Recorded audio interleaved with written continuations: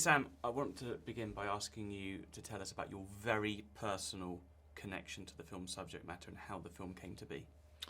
My personal connection is I read it on the back of a matchbox. No, I'm kidding. Sorry.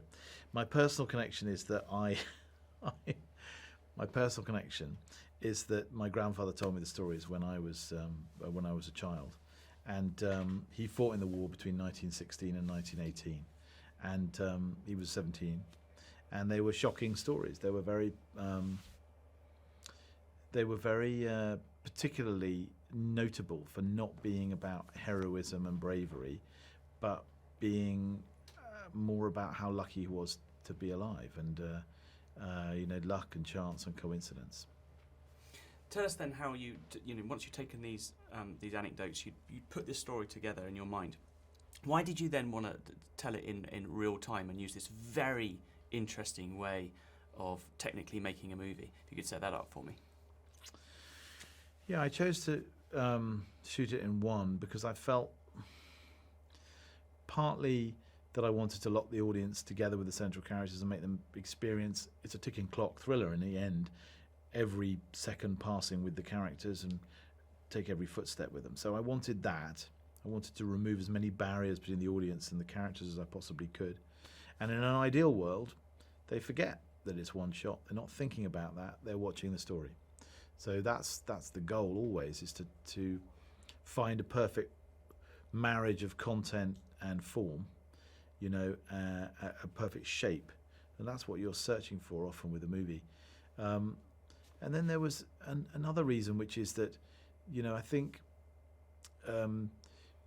you, as a filmmaker, you fall very quickly into a kind of repetitive pattern in terms of shooting coverage and the way that you edit and the way everything falls together.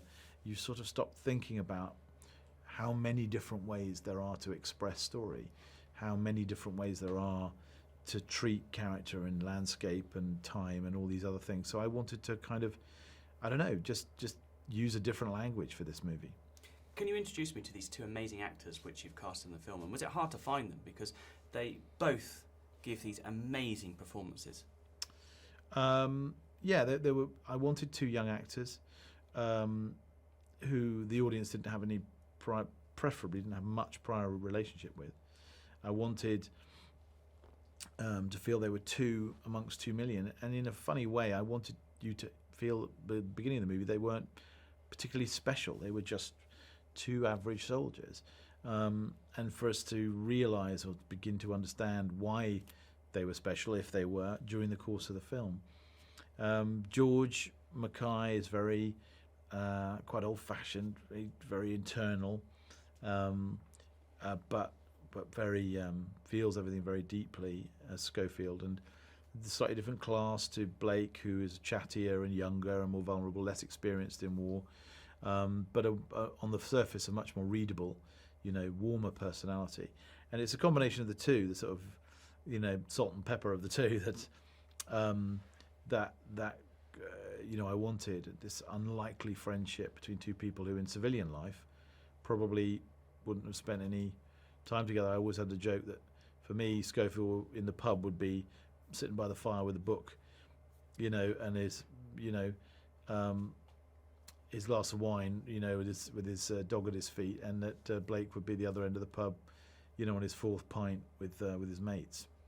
And just lastly, can I just ask you about this experience we're going to get in the cinema? I mean, you briefly touched on it, but I just want to just bring it in together. I mean, what's the experience we're going to get when we sit down and watch 1917? And as I said to you before, I saw it in Dolby, and the only word I can use is exhausted.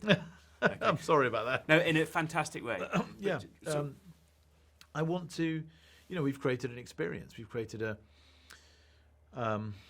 something that I think is designed to be seen on a big screen, and I hope people go and see it on a big screen. We've used all the tools available to you as a contemporary filmmaker to make it feel like something experiential, something immersive. And I don't just mean image, I mean sound and music and everything else.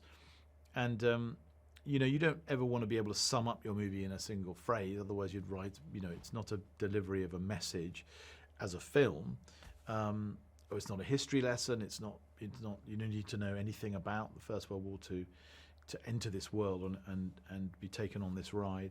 And I think perhaps if you come out feeling like you understand a little bit more about what these men went through, about what happens to human beings in war when they're stripped to their essence and stripped of social class and all the things that the world gives them, they just right down to the bare bones of what it means to be a brother or a friend or want to go home. Hopefully it makes people think about those things as a universal truth rather than just war.